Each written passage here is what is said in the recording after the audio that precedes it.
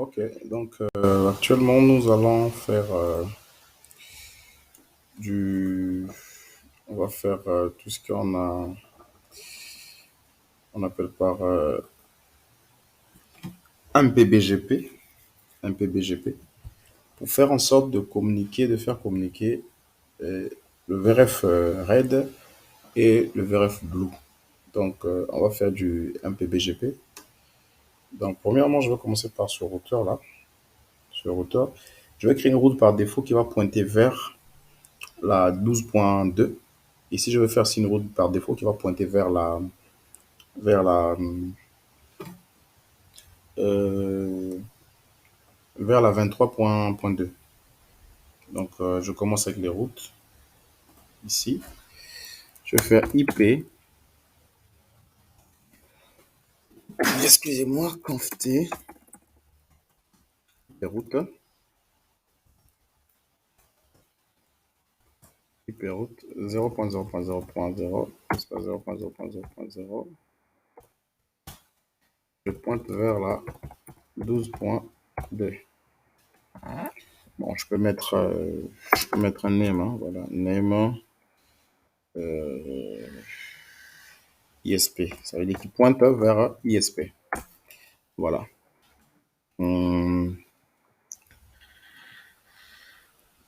Si c'est bon, je vais mettre un do right pour enregistrer. Sorry, je vais mettre do right.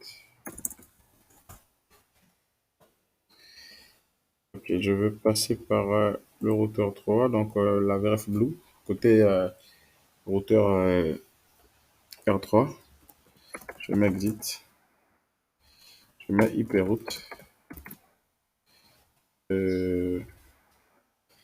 IP route 0.0.0.0, espace 0.0.0.0, espace 192.168.23.2. Je mets name, je vers ISP.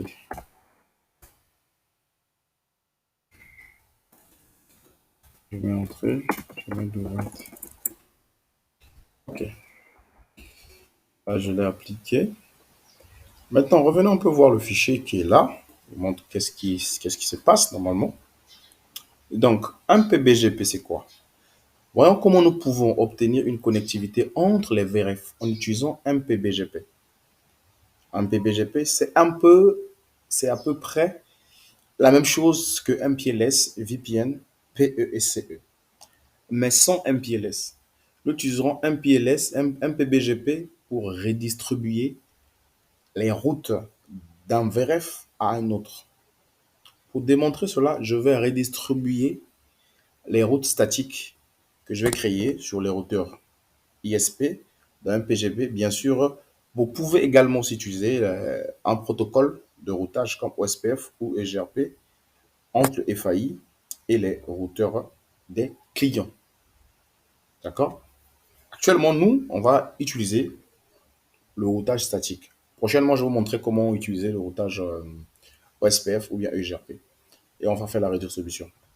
Sur le routeur ISP, je dois faire deux choses sur la configuration VRF. Nous avons besoin d'un RD. Ça veut dire que la route distinguisher pour chaque VRF.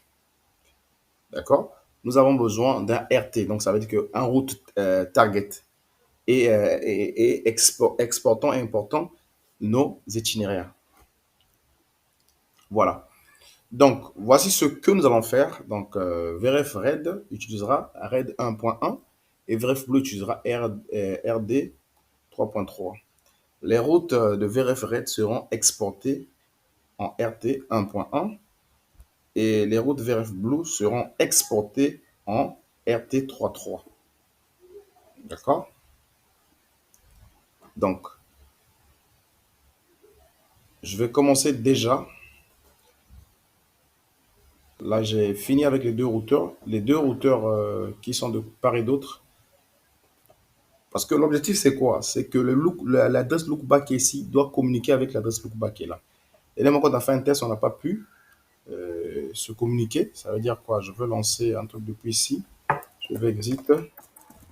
Depuis là, je fais un ping 3 points, 3 points, 3 points, 3 points. Espace, je mets source. 1 point, 1 point, 1 point, 1 point, 1 point. Paf. Voilà. Ça passe pas. Donc, parce que quoi? On n'a pas encore appliqué un PBGP et tout. Voilà. Donc, ici, je vais déclarer carrément. Je vais me positionner à faire les routes maintenant. Donc, conf t, je vais faire IP, route, bref, red, bref, red. Je vais faire un point, un point, un point, un point, suivi du masque. 55.255.255.255. Je vais pointer où? Il va pointer vers là. Il va pointer vers. Il va pointer vers la 12 points. La 12.1. 192.168.12.1.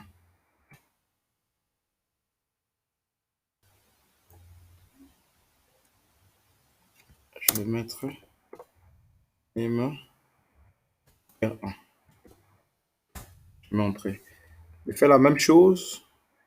Là, ça sera VRF. Ça sera maintenant VRF Blue. VRF Blue, lui, il a l'adresse de lookback, c'est 3.3.3.3. OK. Et là, la sortie doit être 23. Donc 23, 1. Et le name sera auteur 3. Je mets OK. Maintenant, après avoir créé des routes, vous voyez bien ici, là, je n'ai pas créé une route par 1 1. J'ai créé une route.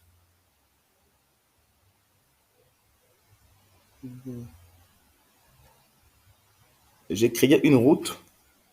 J'ai créé une route dans une route qui va s'appliquer avec une VRF. Bon, VRF, voilà. Donc, là, on a à VRF Blue, on a appliqué qui va s'étendre en passant par quoi? On est sur le routeur 3. Je déclare la loopback. Ça veut dire que, vu qu'on n'a pas un réseau local ici, donc on travaille avec des interfaces loopback. Donc, je déclare l'interface loopback là dans, dans le routeur ISP. Voilà. Donc là, on va maintenant passer au niveau euh, des RD. Ça veut dire que des routes distinguisher. Ok, donc je vais faire IP VRF, RED, et je mets RD, je mets 1, 2, 1, voilà, je mets entrée, je vais mettre target, import,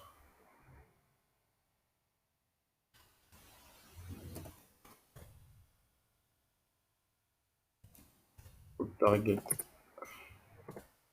import, 1 point, 1.1, et je vais mettre route target export, je vais l'appeler 3.3.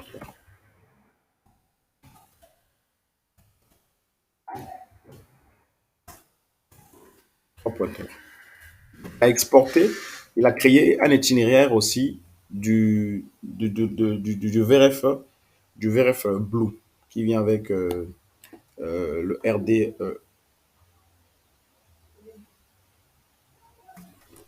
Haute Distinguisher.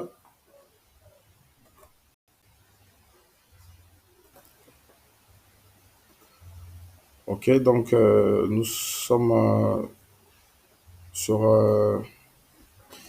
notre lab ici. Donc, je vais faire la même chose pour l'autre VRF. Donc, je fais IP VRF Blue. Je mets entrée. Et je donne aussi son RD, son route distinguisher. Je mets 3, 2, 3. Je mets entrée. Je mets route target. route target, import, je mets 3, 2, 3, entrée, je mets route target, export, 1, 2, 1, je mets entrée, donc il est exporté aussi, voilà, donc ici c'est bon déjà. On a fini avec tout ce qui est euh, importation, exportation des autres VRF. Ce qu'il nous reste à faire ici, c'est de créer maintenant quel est le protocole qui va gérer ça. C'est BGP. Donc, comme tout à l'heure, j'ai parlé dans ce fichier-là, ici, bien, on aura bien besoin du BGP pour appliquer tout ce qui est MPBGP. Voilà, donc on a le protocole BGP. MPBGP, c'est parce que en fait, c'est multi-points. Voilà. Donc, on va être ici. Routeur BGP.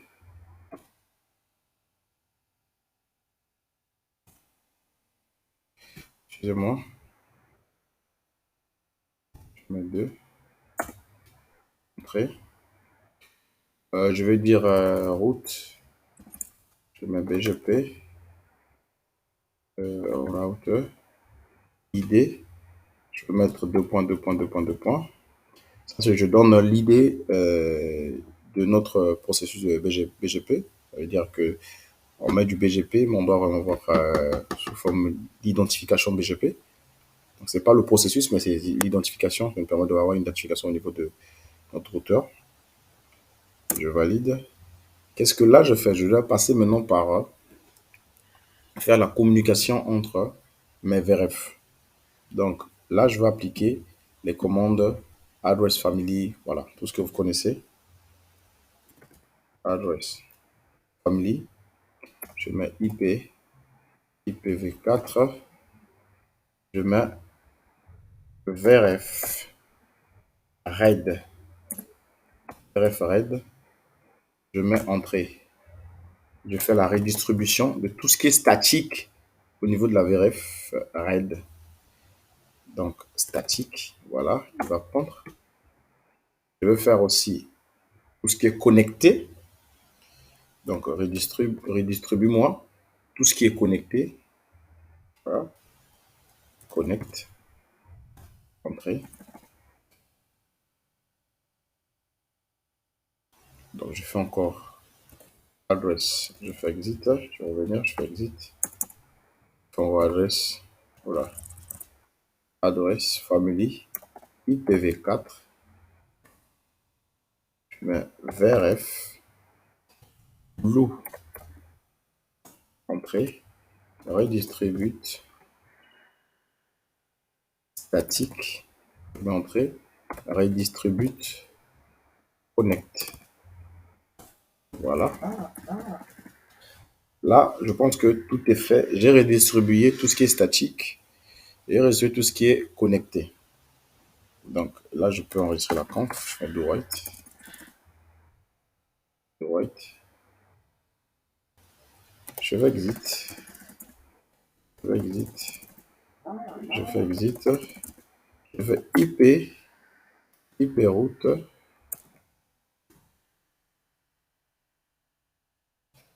Bon, je vais faire show. IP route. VRF. RAID. Je mets B. Je mets BGP. Ok. Là, je vois. Il a récupéré le réseau qui est là. Le réseau qui est là. Le 333. Il a récupéré son BGP. Il a ramené ça sur la table de VRF RAID. Et il a encore pris le réseau 23, 23 qui est toujours là, qui était connecté. Il a ramené ça en BGP. Ça est là, il le prend en BGP. Je fais la même chose avec, avec, avec Blue. Voilà. Blue, il récupère la lookback, donc l'adresse locale de, du routeur 1. Et il récupère d'abord la liaison qui est là, ce qui est déjà super. Tandis que avant, il ne pouvait pas recevoir cette adresse IP là parce que cette adresse IP était carrément dans le VRF RAID. Et on sait que c'est le VRF RAID simplement qui devait avoir cette route. Si je viens ici, je fais IP,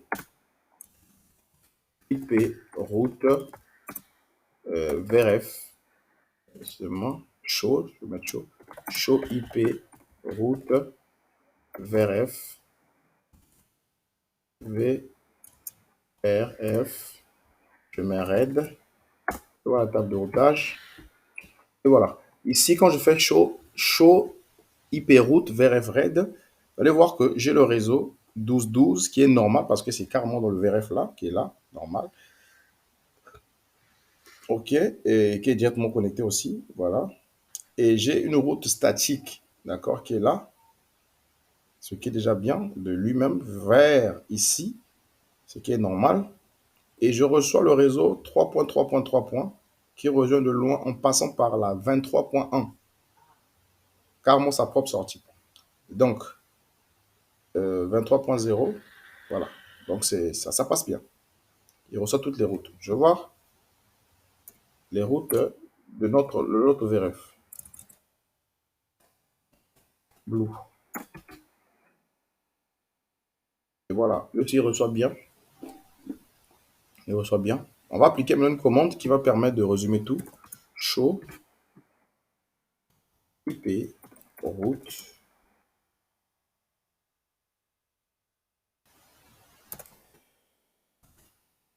VRF.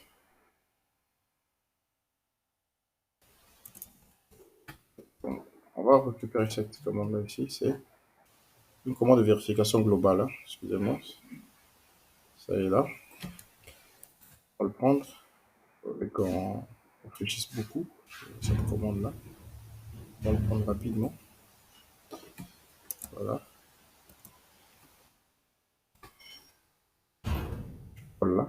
Donc là, show BGP VPN, VPN V4. Donc, Unicast VRF RAID. Ça veut dire que j'ai besoin d'une table globale sur BGP. Unicast là, sur la VRF RAID. Je fais ça. Voilà. Je vois tout. Je suis là. Je vois ça. Voilà. En passant par la 2.2.2. Donc, son next hop, c'est la 12.1. Et la 3.3.3. En passant par la 23.1. Et ça aussi, qui est 0.0. Et ça aussi, 0.0. Voilà. Donc, là, je pense que c'est super déjà. Tout va marcher. Si je récapitule la commande, je mets Blue. Je verrai aussi la même chose avec Blue. Je verrai le réseau 3.3.3.1.1 en passant par autre chose. Quand j'ai 1.1.1, voilà, la même chose. Donc, je pense que là, tout passe normalement bien. Si je reviens ici, depuis R1, si je refais la même commande qui n'a pas marché quand j'ai fait le ping avec la source, ça n'avait pas marché. Là, ça va forcément marcher. Et voilà, là, ça passe. Là, ça montre bien que nous avons bien établi notre protocole MBPGP fonctionne correctement. Parce que là, je peux maintenant pinguer. Je peux pinguer je peux faire un ping vers la 3.3.3.